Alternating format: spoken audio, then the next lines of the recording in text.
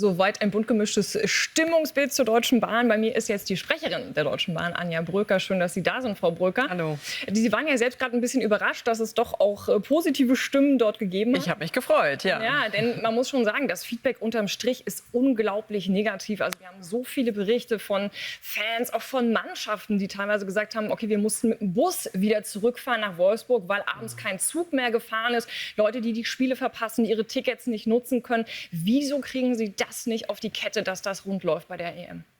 Also wir haben natürlich Verständnis für solche Kritik, für solchen Unmut. Können wir verstehen, wenn die Fahrgäste da sauer sind.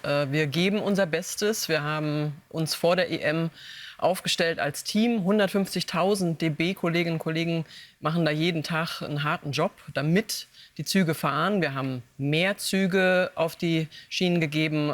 Wir wollten den Ansturm natürlich bewältigen und das schaffen wir auch. Auch der Turnierdirektor Philipp Lahm zum Beispiel sagt, er ist sehr oft unterwegs mit der Bahn und sehr, sehr pünktlich auch angekommen. Nur das eine Mal, was jetzt bekannt wurde, wo er da in Düsseldorf zu spät zum Spiel kam, da ist es nicht passiert. Also es gibt sowohl die Kritik, auf der anderen Seite die Mehrheit der Reisenden kommt pünktlich an. Und wir sprechen hier von 5 Millionen, die seit Turnierbeginn in unseren ICE- und IC-Zügen allein unterwegs sind. Das ist also ein riesen Reisendenansturm auch. Ja gut, aber ich meine, diejenigen, die dann wirklich sich ein teures Ticket, ein Hotel noch gekauft haben, die können sich davon auch nichts kaufen, wenn sie sagen, sie geben ihr Bestes, dass das irgendwie klappt. Nochmal, wir haben Verständnis dafür und jeder von denen bekommt auch von uns eine Entschädigung. Das heißt, wenn zum Beispiel Fans aus Österreich, die ja damals bei dem einen Spiel aus Passau kommend nicht weitergekommen sind aufgrund einer Baustelle, die nicht rechtzeitig fertig wurde. Da haben wir uns auch aktiv an die Fans gewandt. Sie sollen zu uns kommen, sie sollen mit uns die Sache besprechen, weil wir wollen es wieder gut machen. Und das ist, glaube ich, der wichtigste Punkt, dass wir als DB, wir sind im Austausch mit dem DFB, mit der UEFA. Wir wollen die Mobilität auf die Schiene bringen, weil diese EM auch die grünste sein möchte, die es je gab. Und deswegen haben wir alles auf die Schiene gebracht, was rollen kann.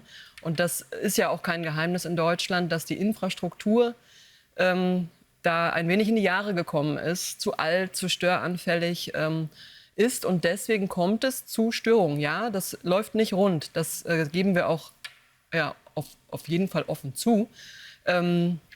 Trotzdem nochmal der Hinweis, dass die Kolleginnen, die da draußen sind, und wir haben auch tolle Bilder gesehen von schottischen Fans in ICEs, die mit dem Zugchef tanzen und singen. Also es gibt tolle Kolleginnen und Kollegen von mir, die da einen harten Job machen und die sich echt ins Zeug legen. Naja, das will man nicht absprechen. Ich meine, die armen Mitarbeiter von Ihnen, die dann da an der Schiene stehen und wir sind ein Riesenteam und wir nichts kämpfen dafür. da. Aber das Problem ist ja eben wirklich, es sind ja nicht nur die einzelnen Fans, auch wenn Sie sagen, mit denen versuchen Sie in den Dialog zu gehen, es ist ja auch die Gesamtwirkung. Ich meine, wir haben Artikel im Guardian, wir haben Artikel in der New York Times, wo gesagt wird, das war einmal mit der deutschen Effizienz. Das kann doch nicht so an Ihnen dann vorbeigehen. Es wurde Jahrzehnte zu wenig in die Schiene gesteckt. Jetzt haben wir das Resultat und wir haben auch schon immer darauf hingewiesen, dass es zu wenig ist und dass es eine grundlegende Überholung von wichtigen Strecken braucht. Wir fangen auch an damit am Tag nach dem Finale, also am 15. Juli, geht es auf der Strecke von Frankfurt nach Mannheim an der Riedbahn los. Da wollen wir diesen Korridor komplett sanieren, von den Oberleitungen bis zum Gleisbett und den Bahnhöfen.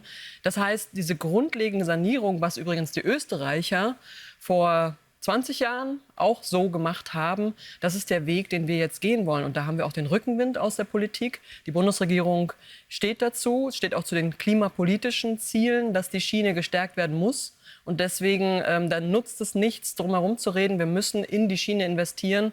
Und das, was jetzt aus dem Ausland bemerkt wurde, in Deutschland hakt's hier und da, das ist das Resultat von vielen Jahrzehnten, vielleicht auch anderer Priorisierung. Das heißt, die klingeln jetzt Sturm bei Bundesverkehrsminister Volker Wissing und Finanzminister Lindner, denn die Haushaltsverhandlungen laufen ja noch. Also da muss man ja jetzt eigentlich sagen, das ist jetzt der Punkt, wo man wirklich noch mal ordentlich auf den Tisch hauen muss. Ich glaube, das Bild, was jetzt entstanden ist in der Öffentlichkeit, auch im Ausland, das ist ein vielleicht zugespitztes, aber durchaus eins, was wir ja schon seit längerem bemerken, dass es hier und da hakt. Dass es nicht nur bei den Brücken, sondern auch bei unseren Schienen Investitionen braucht. Und auch ja, das ist jetzt natürlich ein spannender Zeitpunkt. Wir sind sehr eng mit dem Bundesverkehrsminister im Austausch. Er stärkt uns den Rücken. Er will auch, dass wir diese Generalsanierung, die jetzt vereinbart ist, mit den 40 wichtigsten Korridoren machen.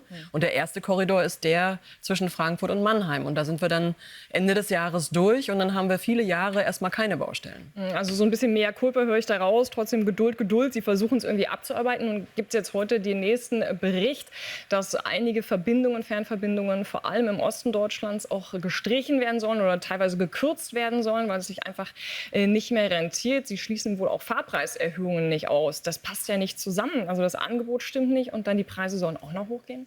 Also erstmal diese Liste, die da kursiert, kann ich weder bestätigen noch dementieren. Auch so vertrauliche Korrespondenz kommentieren wir nicht hier auf dem Sender. Klar ist, es gibt diese Trassenpreise, die werden höher sein als in der Vergangenheit.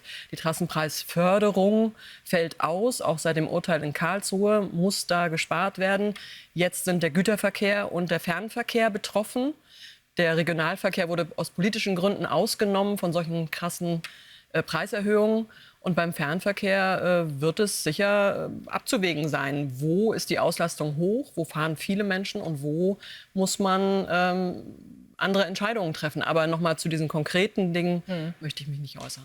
Okay. Aber das heißt auch, ist ein langer Weg und jetzt auch konkret nochmal für die EM gesprochen, mehr Entspannung gibt es nicht. Sie haben alles schon auf der Schiene, was irgendwie geht, Mann und Maus in dem Dienst. Bei uns rollt alles, was rollen kann und unser Team steht und wir sind 150.000, die da jeden Tag kämpfen. Also das ist etwas, was wir miteinander durchziehen und jetzt ist Halbzeit und die zweite Hälfte wird gut. Wenn man sicher gehen will, dass man das Spiel wirklich sieht, vielleicht am besten am Abend vorher anreisen.